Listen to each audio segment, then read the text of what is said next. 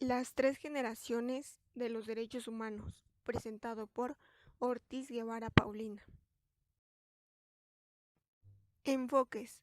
Existen diferentes formas de clasificar los derechos humanos. Uno de ellos es con el enfoque historicista, que toma en cuenta la protección progresista de los derechos humanos, y el enfoque basado en la jerarquía, que distingue los derechos esenciales entre los derechos complementarios. Primera generación. Esta generación más que nada define la libertad y se basa en el siglo XVIII y siglo XIX. Esta generación surge con la Revolución Francesa como rebelión contra el absolutismo del monarca. Aquí se encuentran los derechos civiles y políticos. Por lo tanto, las libertades fundamentales, los derechos civiles y políticos son los más antiguos en su desarrollo normativo.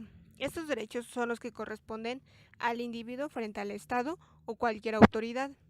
Sus características son: imponen al Estado el deber de respetarlos siempre y solo pueden ser limitados en condiciones previstas en la Constitución. El titular de los derechos civiles es todo ser humano. El titular de los derechos políticos es todo ciudadano. Su reclamo corresponde al propio individuo. Algunos ejemplos son: el derecho al reconocimiento de la personalidad jurídica. Este es un derecho civil, ya que toda persona tiene derecho a tener un nombre, domicilio y estado civil. Otro ejemplo es el derecho al voto. Este es un derecho político, donde dice toda persona tiene derecho a votar por el candidato de su elección en forma libre, secreta y directa. Y ejemplos de los derechos y libertades fundamentales son: toda persona tiene los derechos y libertades fundamentales sin distinción de raza, color, idioma, posición social o económica. Todo individuo tiene derecho a la vida, a la libertad y a la seguridad. Los hombres y mujeres poseen los mismos derechos.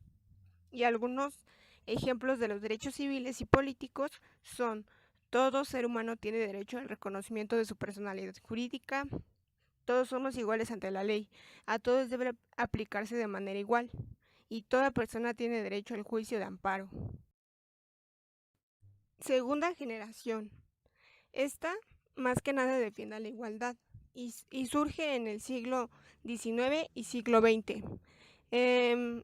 Surge como resultado de la Revolución Industrial. En México, la Constitución de 1917 incluyó los derechos sociales por primera vez.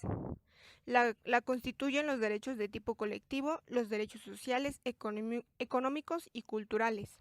Los derechos sociales, económicos y culturales son derechos de contenido social para procurar las mejores condiciones de vida. Sus características son: amplía la esfera de responsabilidad del Estado en la satisfacción de necesidades y prestación de servicios, y el titular aquí es el individuo en comunidad.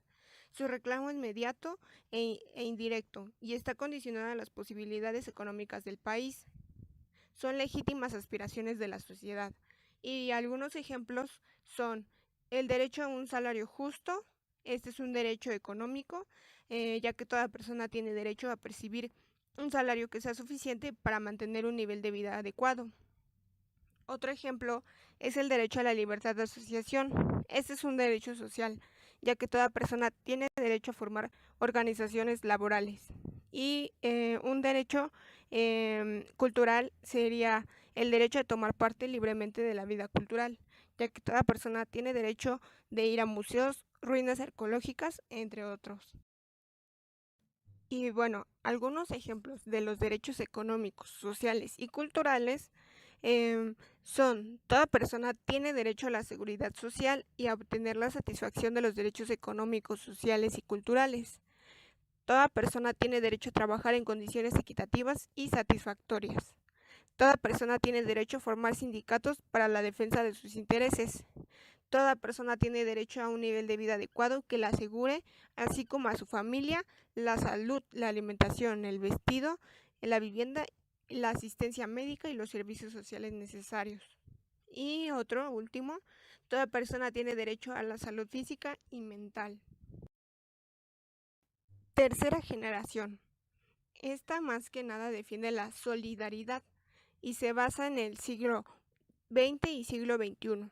surge en nuestro tiempo, como respuesta a la necesidad de cooperación entre las naciones, así como de los distintos grupos que las integran.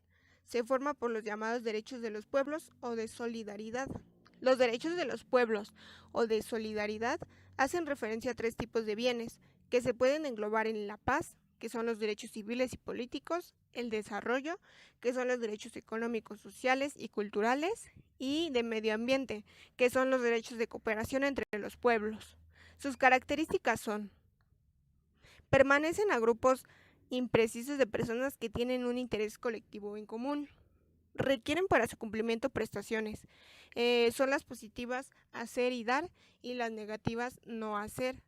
El titular es el Estado, pero también puede ser reclamados ante el Estado por grupos permanecientes al mismo y ante otro Estado por la comunidad internacional de nación a nación. Algunos ejemplos son: los grupos étnicos tienen derecho al desarrollo económico. Mi país tiene derecho a elegir su forma de gobierno. Todos los países tienen derecho a beneficiarse del patrimonio común de la humanidad. Un país no debe agredir a otro. Y bueno, em, algunos de los ejemplos de los derechos de los pueblos son: derecho a la autodeterminación, derecho a la independencia económica y política, derecho a la identidad nacional y cultural, derecho a la paz, derecho al desarrollo, derecho a la justicia social e internacional, derecho al medio ambiente, derecho al patrimonio de la humanidad y derecho al desarrollo que permita una vida digna. Y bueno, por último, están las referencias bibliográficas de donde saqué la información. Son de 2 sitios web y pues muchas gracias.